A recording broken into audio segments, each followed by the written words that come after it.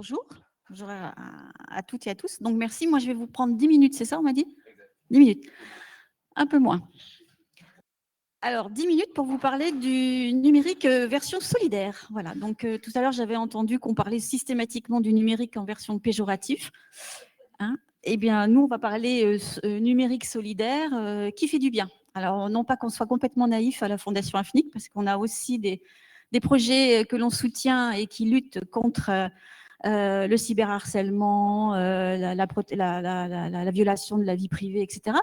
Mais globalement, nous, on a des projets qui vont utiliser le numérique pour venir en aide à des populations, leur faire du bien ou en tout cas, leur apporter la compétence pour qu'ils soient mieux ensuite intégrés dans notre structure. Alors rapidement, je ne sais pas si vous connaissez la Fondation Afnic. Levez le doigt, ceux qui connaissent. Bon, ben écoutez, je m'en vais. Hein, voilà. Merci. Bon, alors, t'as vu, j'ai gagné 3 minutes en fait. Donc, globalement, pour ceux qui ne connaissent pas, mais même pour ceux qui connaissent, elle est née en fait d'un engagement de l'AFNIC qui voulait créer en 2015 un fonds de solidarité Internet. Ça a pris en fait la forme d'une fondation sous égide de la Fondation de France. Et donc, depuis 2015, on agit par appel à projet chaque année. Et le fil rouge, c'est les projets qui sont numériques. Voilà. Et par contre, on va arriver sur des thèmes très, très différents puisqu'on peut très bien soutenir, et je vous le verrai tout à l'heure, des projets culturels, de formation, d'insertion, etc. Alors, petite info quand même, elle est financée, cette fondation, exclusivement par le .fr. Donc là, je refais une petite, pour ceux qui connaissent, savez-vous combien l'AFNIC verse à la fondation chaque année? Ah ben là, je peux... oui, il y a quelqu'un, oui. Allez-y, combien? Ah, c'est pas mal, hein, ouais. Mais c'est un peu plus. Hein. Allez, plus. Allez. Ah, encore plus. Oh, de 8, il ne faut pas exagérer. Hein. Pour ça, il faudrait vendre plus de .fr. Hein. Donc, vous voyez ce que vous avez à faire.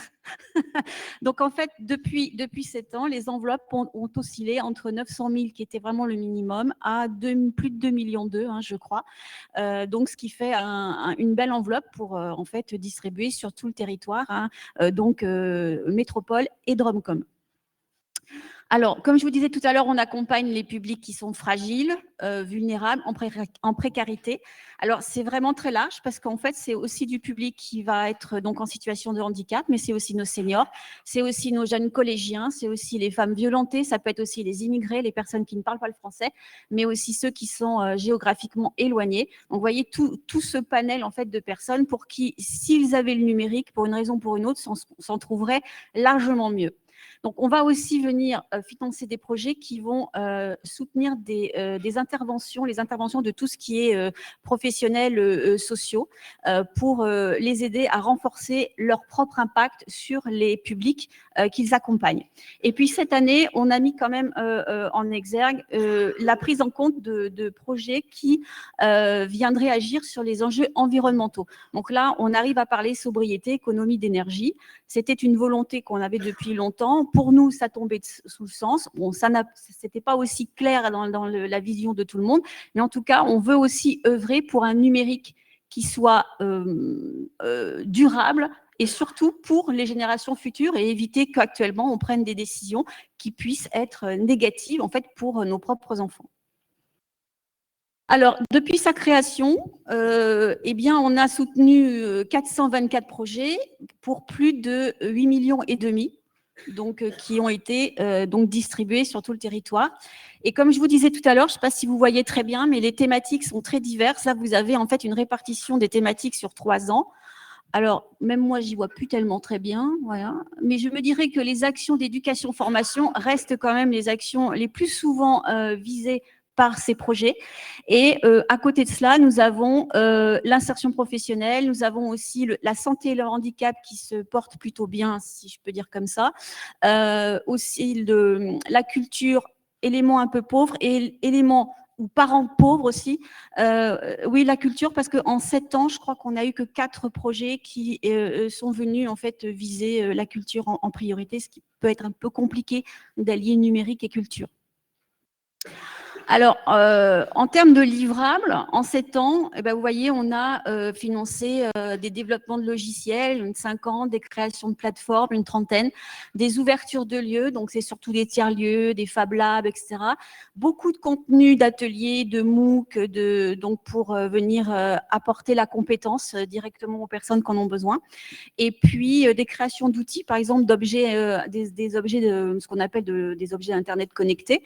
Et, par exemple, je vais vous en donner un exemple, c'est par exemple une puce qui a été cousue dans les étiquettes de vêtements, donc une puce RFID, et en fait qui était lisible par les smartphones pour les personnes qui sont malvoyantes. Et comme ça leur permettait de s'habiller à la mode chaque jour et de ne pas faire d'impair de couleurs, par exemple.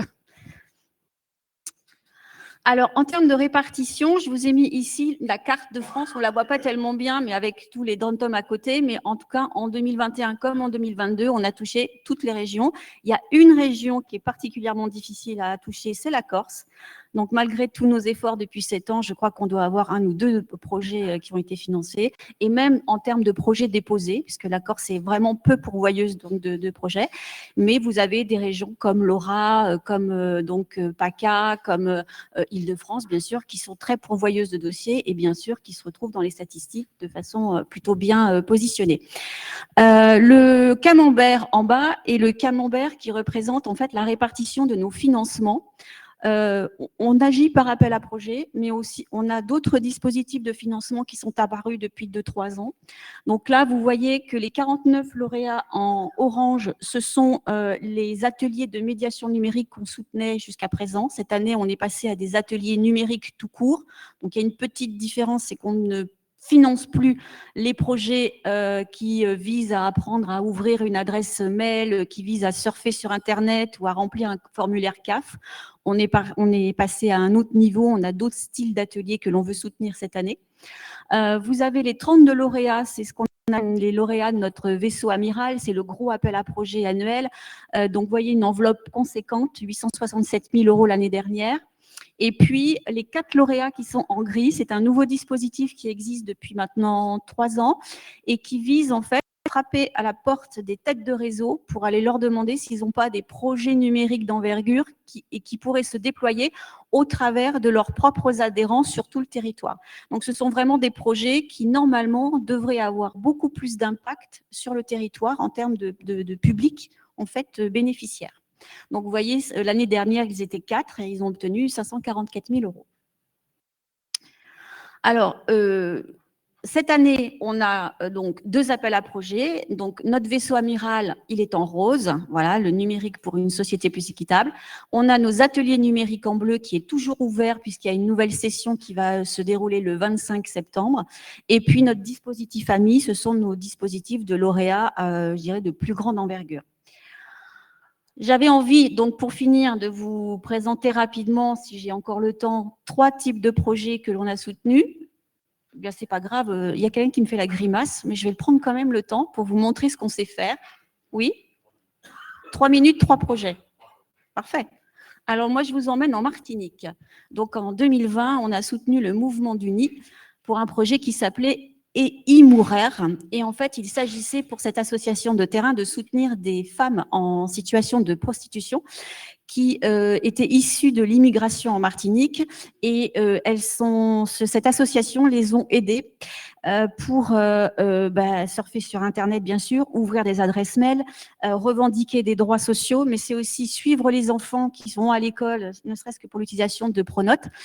Et puis, ça a été beaucoup, beaucoup plus loin. En fait, on ne s'y attendait pas, puisqu'en fait, il y a eu, par exemple, quelqu'un qui voulait absolument utiliser Internet et mieux apprendre le français pour pouvoir apprendre à conduire. Donc, elle a pu passer son code de la route. Et puis, une dernière jeune femme prostituée qui, à la suite de ces ateliers, portait une candidature pour entrer dans un master en sciences de l'éducation qu'elle a réussi. Donc, voilà, c'était peu de femmes, puisqu'on voit 68 femmes sur l'année qu'on a soutenu. Mais en tout cas, c'est pas rien. Et cette association continue évidemment ses activités. Et grâce au soutien de la Fondation, elle a été un petit peu reconnue, entre guillemets, par les autorités locales. Et donc, du coup, ils ont obtenu un meilleur local, des soutiens, etc. Le deuxième projet, je vous emmène donc dans les Hauts-de-France en 2021. C'est une application qui s'appelle Vigilance et qui permet en fait aux ADMR qui viennent s'occuper des personnes âgées à domicile de donner en fait leurs sentiments sur l'état général de la personne lorsqu'elle la quitte.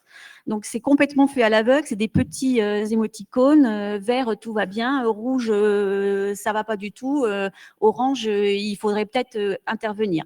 Donc c'est sur l'humeur, c'est sur le bien-être, c'est s'ils sont malades, s'ils mangent pas, etc. Donc c'est une installation qu'on a financée au sein de 4 fédérations donc dans les Hauts-de-France. Et vous voyez les résultats, il y a eu 185 salariés donc des ADMR formés, il y a eu 671 bénéficiaires.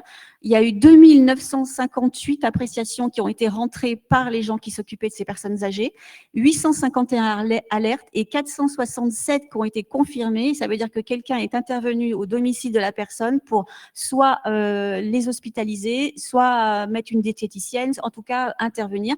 Donc, chose effectivement au plus près du public. Et enfin, le dernier, Hop Hop Food, peut-être le connaissez-vous. En Île-de-France, en 2019, un projet que l'on a pris dès le départ, qu'on a aidé tout de suite, qui est une application et une plateforme pour augmenter les dons alimentaires. Et donc, ça se passe au niveau du commerçant, mais ça se passe aussi au niveau du particulier. Et donc, ça ressemble un petit peu à To Go To Up ou To Go To Up. Voilà, exactement. Mais en version solidaire. Voilà, parce que du coup, là, il y a quand même une notion de personnes fragiles et une notion aussi qui a 0 commission. Pardon ? Phoenix, je ne la connais pas, peut-être.